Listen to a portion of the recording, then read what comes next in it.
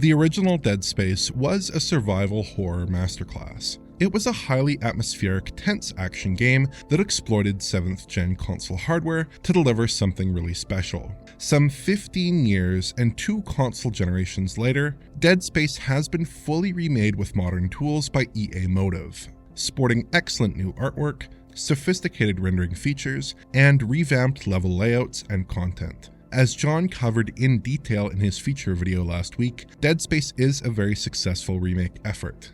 But the game launched in a bit of an unusual state. The release version of Dead Space suffered from serious image quality issues, with a raw, aliased presentation on current-gen consoles. Updates have come in hot and fast on this one, and reports online suggest that the game's visual woes have indeed been addressed. So what's the current state of the game on current gen? And have the image quality improvements come at the cost of performance?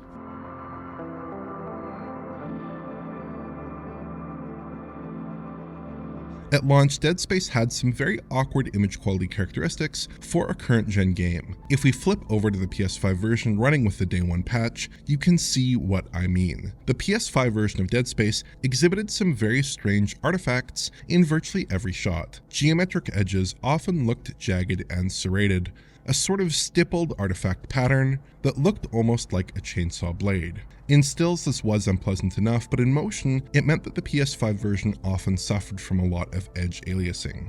Textures resolved oddly as well, appearing blocky and suffering from breakup on fine details. Again, these were temporally unstable, leading to a lot of flickering when the game was in motion.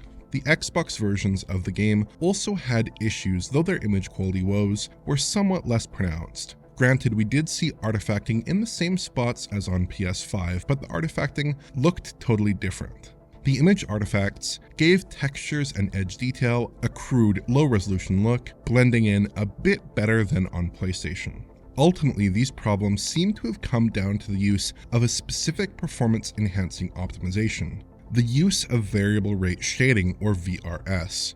VRS reduces the shading rate in different parts of the image to reduce GPU load, ideally in areas where the impact is likely to be minimal, like in darker regions. Dead Space originally used the technique extensively in most areas that were in or around shadows, which meant that much of the game suffered from a big loss in detail and heavy artifacting. It really didn't meet image quality standards for a modern game.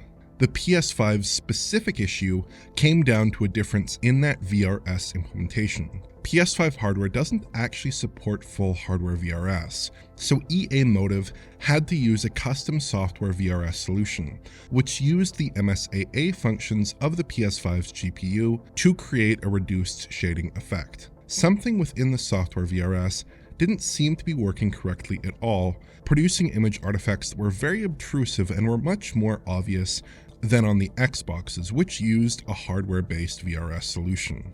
All consoles had serious image quality problems though, and were in need of a fix. Thankfully, Dead Space, as of its most recent updates, is in a much better place. The PS5 version of the game is now free of any visible VRS artifacting. There's no more of the blocky looking textures, no obtrusive issues with edge aliasing, and no more spots of decimated detail.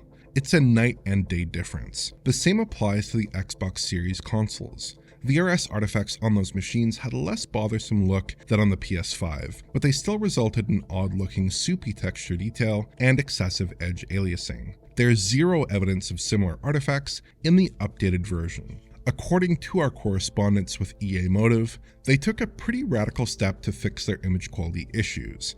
As of recent patches, Dead Space no longer uses VRS at all on consoles, dropping the technique entirely. It's a bit of a curious solution, given how prevalent VRS was before, but it's very welcome. That's not to say that Dead Space's image quality is perfect now. Edges can break up a bit in motion, and there are some temporal accumulation artifacts visible around particle effects. But it basically falls in line with expectations for a current-gen title, and the game usually looks quite smooth, detailed, and attractive. If we put the various modes side by side, we can see that Dead Space has solid image characteristics regardless of the visual options that we select. The quality modes, which are exclusively available on PS5 and Series X, do have an edge in raw detail and resolve a bit of a sharper image, but the performance modes and the Series S's lone graphical mode look perfectly fine as well.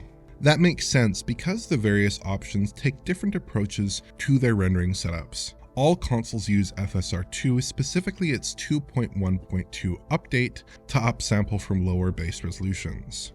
Strangely, Dead Space came in with basically static pixel counts across a variety of shots, at least in each respective mode on each console.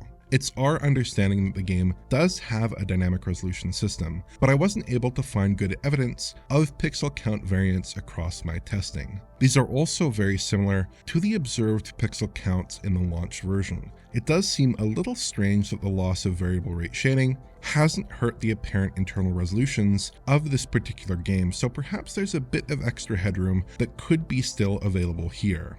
Ultimately though, the internal resolutions are a lot less important than the actual image that you get at the end of the FSR2 upsampling process. And Dead Space does usually present a pretty credible 1440p or 2160p image across its modes. Any image breakup stemming from the upsampling process is not especially apparent by eye, at least from a normal viewing distance. Beyond resolution and image quality, there really isn't very much to separate the various consoles and modes. Series S does look a little bit different from the higher end consoles in their performance modes, with some noticeable differences in ambient shading. I wouldn't be surprised if there was some reduced resolution texture work as well, given the console's RAM constraints, but I wasn't able to spot any obvious texturing differences in my testing.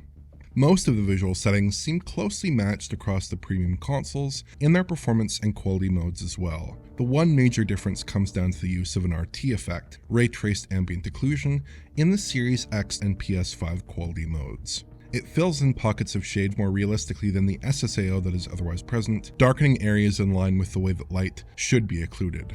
This is most noticeable in the corners of rooms or the undersides of larger structures, spots where the occluding geometry is relatively distant from the shaded area. These now have a sort of pleasing gradient that stretches from inky black to fully lit, whereas the SSAO tends to have a more uniform appearance and struggles to handle certain kinds of complex geometry. It's an appreciated visual boost, although the lighting is still very pleasing with SSAO. But the RTAO gives the game that extra bit of fidelity where it counts, and its application really suits Dead Space's visual design, which relies heavily on indirect lighting.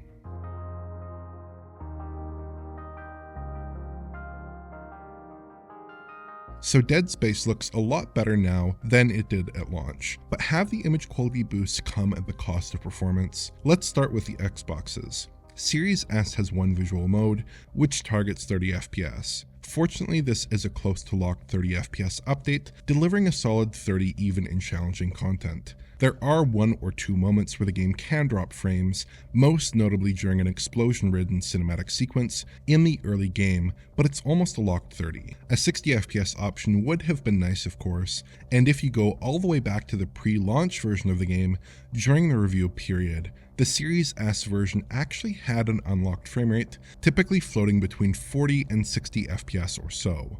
30 FPS is definitely a good call to balance image quality and framerate fluidity on the console, but an alternative mode that took a further resolution hit for better performance would be appreciated, like we see on the other platforms. Series X defaults to a 60 FPS targeting performance mode, which is again pretty solid. There are more frequent drops here, I would say, but they're usually isolated to 1 or 2 frames within a few seconds, the kinds of framerate dips that many players won't notice. The same cinematic that causes significant drops in the S exhibits the same behavior here as well, but other taxing moments play back at a locked 60. I couldn't get the quality mode to drop frames at all though, so it sails by at a locked 30 FPS. It's possible that it could dip in select circumstances, but if so, it's quite rare. The PS5 version targets 60 FPS by default with its performance mode, which again usually holds steady. There are somewhat more significant framerate stumbles here. The one-off frame drops on Series X are often a bit more prolonged on PS5, but it's otherwise locked to 60. It's a little bit more unstable and does feel slightly rough around the edges on a conventional display, though I didn't notice anything really egregious. The quality option is basically a perfect mirror of the Series X though, running at a perfectly stable 30 FPS in my testing.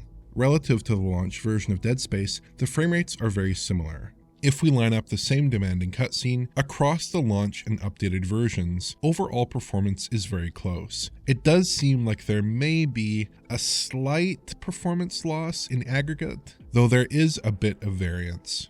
Beyond the basic frame rate numbers, there was one other issue that I wanted to raise, which affects all console platforms on occasion. During traversal, the game can momentarily pause for a few frames in select instances, like when going down this ramp in Chapter 3. This isn't reflected in the frame time graph because the game is still technically updating the image each frame if you look closely, but it otherwise behaves like a short stutter. These stutters aren't new to this patch and have been in the game since the review period, so nothing has really changed here. The updated version of Dead Space looks a lot cleaner than the game at launch and performs almost identically, while maintaining similar internal resolutions. It's a bit bizarre really, but that's the situation at the moment. Perhaps Dead Space's existing VRS solutions had other significant costs, like the processing time needed to create a VRS map to determine which areas of the frame to shade at lower rates, that may be eating into some of the efficiency gains that we would otherwise be seeing. Or perhaps the game just tends to be resolution insensitive. Regardless, I'm glad that the VRS has been removed, and I'm very pleased that it hasn't come with any real consequences.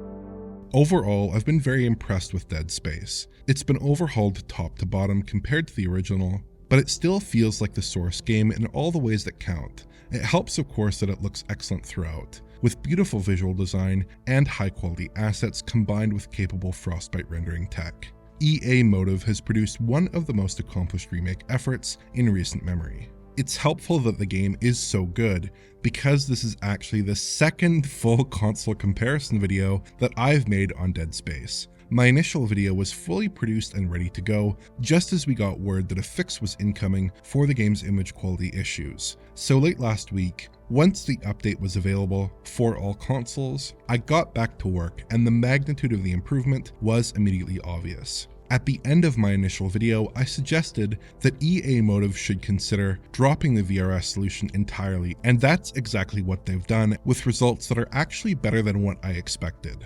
The annoying visual artifacts present in the launch release are gone, and Dead Space now has the necessary pixel data per frame to perform accurate upsampling across the entire image. This is basically a zero compromise visual upgrade that solves Dead Space's image quality woes, without any corresponding loss in clarity or performance.